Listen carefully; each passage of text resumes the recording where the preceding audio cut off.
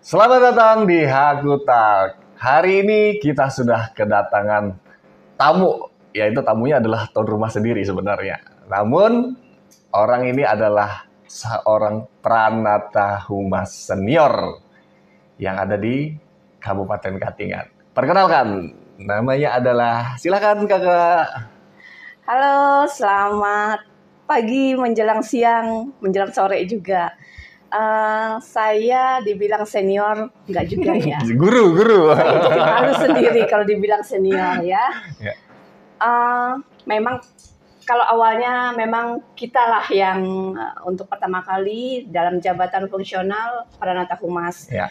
Jadi nama saya Siti Marhamah. Saya biasa dipanggil Kak Amah. Ya. Nah, kalau adik-adik manggil saya kakak. Nah, kalau anak-anak manggil saya ibu. Kalau teman-teman manggil mah, ya. Betul. Bahaya nih kalau manggil mah, bahaya. Iya. Oke.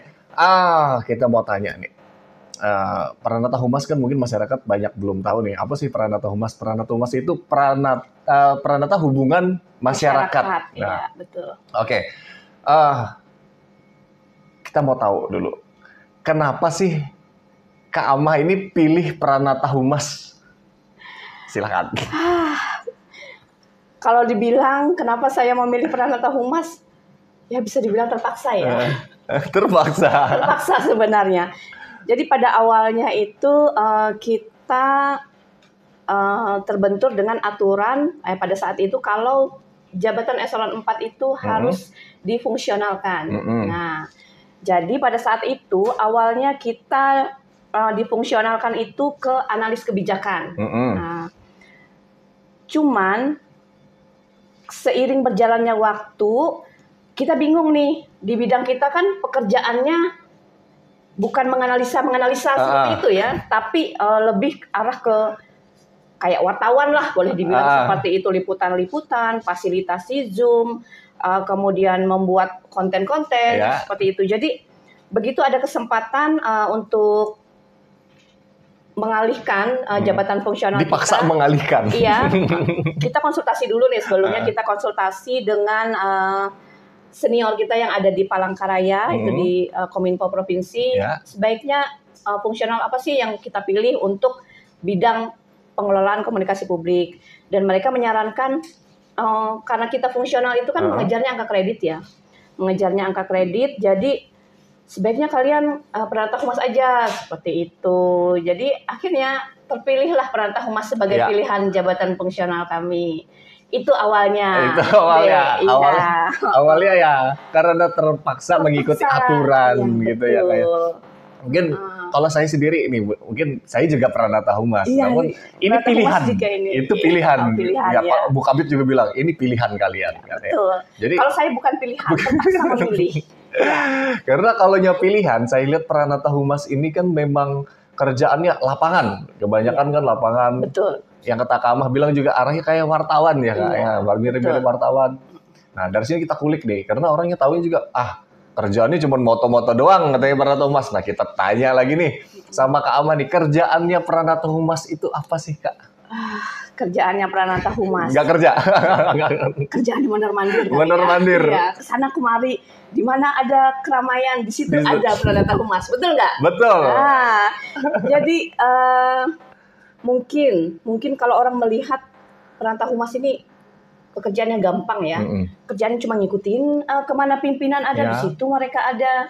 Tapi mereka kadang nggak tahu setelah mengikuti pimpinan itu apa proses yang kita kerjakan. Betul. Nah, jadi kalau proses sebagai seorang Pranata Humas itu selain kita membranding atau membangun citra positif dari daerah di mana kita berada, kita juga bertugas untuk menyampaikan informasi. Betul. Menyampaikan informasi itu bagaimana informasi sampai kepada masyarakat itu secara akurat, transparan, dan tepat waktu. Jadi jangan sampai informasi yang kita punya itu basi. Betul. Kejadiannya hari apa, kita informasikannya hari apa. Nah, itu salah satu tugas Pranata Humasnya itu tadi, setengah-tengah wartawan lah. Boleh dibilang. Nah, kemudian Pranata Humas juga bertugas untuk membuat konten-konten kreatif. Betul. Nah, sudah ngalami kan? Betul. Nah, Jadi konten kreator sekarang konten kita. kreator kita. Tapi, Termasuk ini. Iya, ini Perantau Humas juga. Aku tahu ini dah aja branding ini ya. kita. Betul. Nah, jadi kita sebagai Perantau Humas dituntut untuk bisa banyak hal. Betul. Jadi nggak cuman kita bisa motret atau ngambil foto, nggak juga cuman kita cuma bisa desain grafis, tapi kita juga dituntut bisa berbicara. Betul. Karena sosialisasi juga termasuk salah satu tugas Perantau Humas. Iya. Ya kan? Betul. Nah, jadi ya itulah sebagian tugas kita sebagai Perantau Humas. Bagaimana kita membangun citra positif daerah, pimpinan daerah di mana kita berada. Betul juga. Itu. Termasuk juga program-program pemerintah juga ya Kak ya. Misalnya kayak stunting, kita berangkat ke sana kemari sosialisasi tentang kabupaten layak anak juga ya Kak ya. Jadi kita juga berperan untuk mengedukasi masyarakat. Betul. Baik itu secara online maupun secara offline, yaitu melalui sosialisasi tadi. Nah, berarti untuk Perantau Humas ini gimana tentang kerja sama timnya menurut Kakak gimana tuh? Perantau Humas itu nggak bisa kerja sendiri. Betul. Karena seperti kamu kan sudah ngalamin tuh di lapangan. Kamu sibuk moto, kamu jadi kurang mendengarkan apa yang disampaikan. Ya, Betul nggak? Betul. Karena konsentrasi moto-moto kesana kemari, ya kan? Nah, minimal ketika kita sedang bekerja misalnya dalam suatu liputan seperti itu, ya kita paling enggak perlu 2 atau 3 orang. Yang satu moto, nanti yang satu video. Karena kan agak sulit ya kalau kita sambil moto, sambil video. Yang satu moto, yang satu video, yang satu mencatat atau merekam. Iya, apa yang disampaikan. Nah, disitulah perlunya kerja sama tim. Itu cuma satu kegiatan. Itu baru di lapangan Cuma peliputan. Itu baru di lapangan. Belum sampai nih informasi yang mau kita sampaikan kan belum sampai di masyarakat. Betul. Nanti kita butuh lagi seorang editor, editing, baik itu editing video, editing naskahnya, editing kontennya, beritanya. Nah, jadi seperti itu kita nggak bisa kerja sendiri. Betul. Tapi kan kenyataannya. Iya. Ini kayak sesi curhat ya ceritanya. Ini kamu lagi curhat ya? Iya, karena kan memang benar yang dikatakan Kak Amah. Banyak orang yang bilang bahwa JTE maka JTE katanya putar kerja ini cuma moto. Padahal kan di sisi lain dari moto yang kata Kak Amah tadi kita harus mendengarkan apa yang disampaikan saat kegiatan, memvideo saat kegiatan. Terus juga setelah selesai itu kita belum selesai, kita masih membuat kontennya, membuat video, editing videonya, beritanya juga itu memang memakan waktu untuk dalam sehari kegiatan pemerintah bisa ada 5 aja. Iya, Sudah tuh. Itu terlalu banyak itu kalau 5 terlalu banyak. 2 aja. 2 aja ya benar. Sudah ini. Sudah gelabakan juga gitu. Namun gara-gara pekerjaan namanya juga ini pilihan. Kan kalau kami pilihan. Iya, betul. Kalau kami meskipun pilihan. Saya terpaksa memilih ya harus konsekuen juga. Ya. Betul. Nah, oke, kita masuk lagi dalam pertanyaan nih. Apakah sebelumnya Kakak ini punya basic gitu sebagai Perantau Humas? Kok bisa kayak sekarang bagi kami nih yang junior nih ceritanya, Kak Amah nih pengalamannya luar biasa, banyak taunya gitu. Apakah memang ada basicnya gitu Kak? Enggak. Kalau dibilang punya basic enggak. Seperti saya bilang tadi kan karena saya itu terpaksa memilih Perantau Humas karena waktu itu jabatan eselon 4 saya itu ada di bidang ini ya, di bidang PKP. Nah, karena itu tugas-tugasnya itu lebih mengarah ke Perantau Humas, jadi saya memilihnya Perantau Humas. Kalau dibilang punya basic, saya itu sebenarnya kalau kuliahnya ya, kuliahnya itu di Teknik Informatika. Nah, terus kenapa nggak pilih Prakom? Saya sudah blank semua sama coding-coding. Jadi ya udah lebih ringan lah kayaknya kalau Perantau Humas. Nah, jadi kalau dibilang basic nggak punya. Rata-rata dan kamu juga bukan basic dari ini kan? Bukan basic dari Perantau Humas ya. Kan? Nah, jadi ya kita di sini semuanya rata-rata basicnya nggak ada yang dari Perantau Humas. Betul. Iya. Bukan si basic sih Lari, bakatnya kita mencari bakatnya. Betul. Ya, mungkin kalau aja bagi teman-teman yang ada di rumah, kalau mau mencari bakat Perantau Humas wah bagus tuh untuk berbicara, untuk bikin konten dan lain-lain. Saya juga nggak nyambung sih sebenarnya Kak di sini. Cuma banyak belajar juga dari Kak Amah, dari Kak Diah juga, banyak dari teman-teman juga. Itu yang membuat kita semangat lagi kayak gitu untuk ini ya Kak. Kalau dibilang apa namanya, kita punya kemampuan sih enggak, cuman kan ya kita bisa lakukan learning by doing lah. Learning by doing ini Iya. adalah quotes-nya yang memang Iya. harus kita tanamkan, memang kata Kak Amah. Ya, Jadi seiring berjalannya waktu kita ya terus belajar. Kuncinya sih itu, kita belajar. Learning by doing. Iya. Kita belajar dari apa yang kita lakukan gitu ya Kak ya. Betul sekali. Oke, masuk kita. Untuk di suka dukanya Kak. Aduh, kayaknya banyak di sukanya sih. Woi, iya, betul. Suka duka sebagai peranata humas itu banyak ya. Kita sukanya dulu atau dukanya dulu? Kayaknya dibuka dengan duka dulu kayaknya. Atau suka aja deh, suka aja yang senang-senang aja dulu ya. Jadi kalau sukanya jalan-jalan. Iya, betul. Karena saya ini hobinya itu traveling sebenarnya. Saya suka traveling. Meskipun kalau travelingnya itu bukan ke daerah-daerah yang perkotaan yang wah megah, ke pedalaman saya suka. Pokoknya saya suka sesuatu yang baru. Perjalanan itu membuat saya happy. Nah, jadi dengan hal tersebut saya merasa enjoy. Nah, itu yang pertama. Kemudian yang kedua itu saya juga suka ketemu orang-orang baru. Jadi ya kita ketemu Mina Mama di perdesaan, kita ketemu adik-adik juga di sekolah-sekolah yang ada di pelosok-pelosok. Itu saya suka. Contohnya kita ambil contoh ini kayak apa nih kegiatan kemarin nih, bisa nih Kak, yang ke hutan atau tempat wisata itu kita mempromosikan wisata. Nah, salah satu yang kita promosikan barusan ya. Jangan lupa ya nanti nonton Indomarko. Tanjung Indomarko ya. Jadi ketika kita shoot ke daerah ya lumayan ini ya jalannya. Apalagi hujan kan? Apalagi hujan lumayan gitu ya. Jadi kalau mungkin bagi sebagian orang, apa sih cuma seperti itu, ya itu ya. Tapi kalau bagi saya itu sesuatu yang menyenangkan. Ada apa ya? Ada sesuatu yang membuat adrenalin kita itu, betul. Gitu ya rasanya. Begitu melewati jalan yang cukup sulit, kemudian kita shootnya di waktu itu kita ke Betung ya. Nah, kita ke daerah Betung itu dengan pemandangan alam yang bagus, terus udaranya juga segar. Ada satwa liarnya juga. Itu rasanya saya itu back to nature. Back to nature, asik. Jadi seperti itu sih untuk kalau sukanya. Kemudian untuk dukanya. Ini untuk dukanya ada pasti ya. Yang pertama itu kalau untuk dukanya sebagai seorang peranata humas itu kita harus dituntut tidak gaptek. Kita kan tahu nih apa namanya teknologi itu hitungan detik berkembang.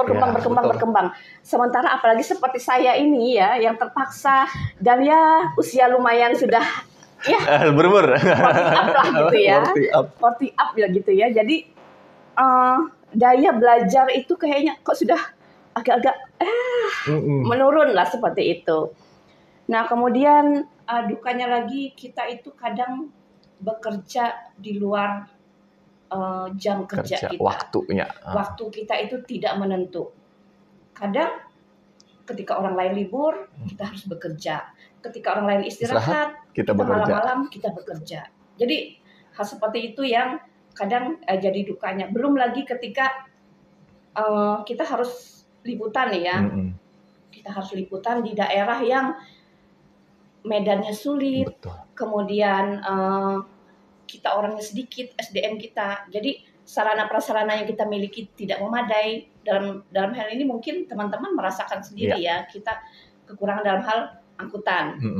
Jadi kita bingung gimana nih caranya supaya bisa dapat liputan. Iya, dapat beritanya, dapat informasinya. Karena kadang kalau kita tidak berada di lokasi tersebut, kita tidak bisa mendapatkan berita yang akurat. Nah, sementara sebagai seorang peranata humas, kita harus mendapatkan berita itu yang akurat. Dan tepat waktu. Tidak mengada-ngada gitu. Ya, betul, tidak mengada-ngada. Karena itu tanggung jawab kita loh. Iya, benar. Kalau tanggung jawab kita kita titipkan ke orang, belum tentu benar. Seperti itu. Nah kemudian seperti saya bilang tadi, kita Denny kan tahu sendiri nih, kalau di bidang kita itu kita sangat kekurangan orang. Betul. Apalagi ketika kita punya banyak kegiatan yang harus diliput, kegiatan yang harus dibuat. Jadi gimana ya, membagi diri. Iya. Nah, kalau saya pernah dengar itu katanya lebih enak membagi hati itu daripada membagi hati diri. daripada membagi diri. Bagus nih, pernah dengar. Lebih baik membagi hati. Iya, lebih mudah membagi hati daripada membagi diri. Kalau untuk sekarang jangan membagi hati. Biarkan hati punya untuknya gitu ya. Betul. Harus setia. Okay. Jadi ya itu sih beberapa suka dan dukanya yang kita alami di lapangan terutama ya. Iya. Oke, kita masuk, ini kan kita menceritakan kayak curhat ya kayak. Iya. Tapi kalau kita berbicara tentang pemerintah daerah nih Kak. Untuk membangun hubungan antara pemerintah daerah dengan masyarakat itu gimana sih Kak, peran-peran atau humas tuh Kak? Kita di sini fungsi kita itu ya sebagai fasilitator ya. Fasilitator. Jadi kita bertugas untuk menginformasikan kepada masyarakat apa saja program kegiatan punya pemerintah. Ya. Nah, begitu juga apabila ada keluhan dari masyarakat, ketika kita tahu, kadang seperti ini ya, karena saya suka bermain medsos, terutama yang untuk medsos yang usia tua ya, biasanya di Facebook. Ya. Di Facebook itu kadang saya melihat keluhan-keluhan masyarakat. Nah, keluhan-keluhan tersebut saya screenshot. Kemudian saya diskusikan dengan kepala bidang, kemudian kira-kira untuk permasalahan seperti ini kita sampaikan kemana nih. Jadi kita menanggapi gitu loh. Jadi misalnya ini terkait masalah jalan, misalnya ada jalan rusak. Nanti informasi tersebut bisa kita sampaikan apakah itu ke Dinas PU atau ke Perkim. Jadi dinas terkait yang menangani. Jadi kita responsif tuh terhadap keluhan-keluhan masyarakat. Oke. Terkait dengan hal tersebut Kak, bagaimana sih, ada nggak tantangannya Kak? Maksudnya kayak biasanya kan dalam berhubungan dengan masyarakat itu pasti punya tantangan tuh. Gimana tuh? Ada nggak Kak kira-kira? Tantangan sebagai pemerintah humas nih? Iya, pernah tantangannya. Oh iya, pasti. Dalam setiap pekerjaan itu pasti ada tantangannya. Jadi tantangan kita itu di lapangan ya. Di lapangan. Jadi yang pertama itu ketika kita menemukan berita hoax. Nah, betul. Nah, ketika kita menemukan berita hoax, itu tantangan yang pertama. Bagaimana kita respon cepat kita sebagai pemerintah humas untuk mengatasi berita hoax ini? Karena kan berita hoax ini gencar banget ya. Baru-baru ini kan banyak banget ya berita hoax yang mengatasnamakan pejabat Bupati Katingan. Nah, jadi kalau misalnya berita hoax itu kita tahu tapi kita biarkan tanpa mengklarifikasi, itu kemungkinan besar banyak masyarakat yang akan terkena imbasnya. Betul. Nah, jadi seperti itu. Nah, kemudian tantangannya juga yaitu tadi salah satunya sarana prasarana. Tantangan kita yang terjadi di lapangan. Tantangan kita itu. Kemudian kadang seperti ini ya. Kita menghadapi masyarakat itu berbeda dengan kita menghadapi anak-anak. Betul. Nah, jadi ada juga masyarakat yang boleh dibilang kurang pemahaman terkait literasi digital. Betul nggak? Kenapa banyak terkadang gini, terkadang apa yang kita sampaikan itu tidak tersampaikan ke masyarakat. Contohnya tadi yang berita hoax tadi, kita kan menyampaikannya melalui media sosial. Nah, sementara di daerah itu ada yang daerah blank spot, bahkan ada juga memang masyarakatnya belum bisa mengakses internet. Dalam artian bukan karena tidak ada sinyal, tapi karena memang ya keadaan SDM-nya. Nah, jadi tantangan kita itu ya selain kita aktif di media sosial, ya kita juga harus turun ke lapangan untuk memberikan sosialisasi. Jadi seperti itu sih tantangan-tantangan yang kita hadapi. Wah, cukup ini juga ya kayak kita sesi ini cukup menarik. Mungkin sesi ini sesi yang paling menarik menurut saya. Sesi curhat. Ini karena menyangkut kita juga Iya, gitu ya kayak. yang ngalamin kan. Oke, mungkin kita masuk aja ke sesi terakhir ya kayak. Ada nggak Kak pesan dan harapan ke depannya untuk Pranata Humas kita? Banyak. Nah, banyak deh. Kita bikin list itu. Banyak ya. Pesan saya buat teman-teman Pranata Humas, adik-adik semua, dan buat saya juga sih sebenarnya ini mengingatkan saya ini. Buat saya juga. Iya, yang pertama jangan pernah berhenti untuk belajar. Karena sebagai Pranata Humas kita dituntut untuk serba bisa. Bisa edit, bisa foto, bisa bicara, dan bisa yang lain-lainnya. Harus serba bisa pokoknya. Kalau di rumah bisa masak. Kemudian perkuat kerja sama tim. Karena tanpa kerjasama itu ya hasilnya tidak akan maksimal. Yang pasti saling bantu-membantu lah kita sesama ini ya. Pranata Humas, iya. Memang tidak bisa lepas yang dari namanya kerja sama tim. Kerja sama tim, betul. Iya. Belum lagi kita ada dalam satu momen di mana kita memfasilitasi Zoom meeting, harus meliput, harus menyiapkan barang, bawa alat-alat, wah itu repot sekali. Nah, oke Kak Amah, sangat terima kasih banyak Kak Amah sudah bisa duduk di sini menceritakan tentang Pranata Humas yang ada di daerah Kabupaten Katingan. Oke. Untuk masyarakat Kabupaten Katingan, jangan lupa di-subscribe channelnya kita Kominfo Katingan. Dan jangan lupa juga di-like. Untuk Facebook dan Instagramnya juga di-follow.